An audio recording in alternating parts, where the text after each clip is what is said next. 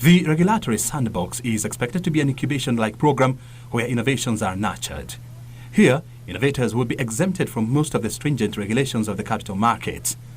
This includes a pilot for firms wishing to test innovative products, services or business models across more than one jurisdiction.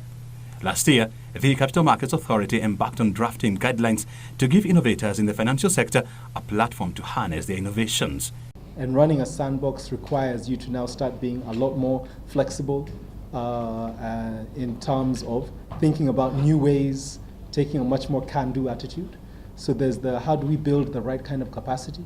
How do we make sure we're allocating the right kind of people to the sandbox review teams to make sure that they are not, they're creating an inviting environment for a conversation rather than just a yes-no kind of an approach. The Capital Markets Authority says, so far, more than 70 fintechs have enrolled on the platform, offering solutions to various issues in Kenya's financial market.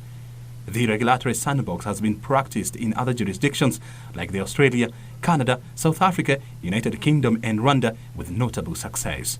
We have room to co-opt competencies from across our strategic partners like the ICT Authority, Kenya Intellectual Property Institute, KRA at various forms. So it will come in two stages. First, there's the application, which we will be looking at, and perhaps I'll say from the onset we'll be accepting them in terms of cohorts.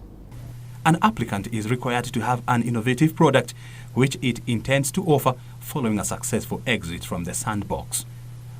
What are the rules that apply to me?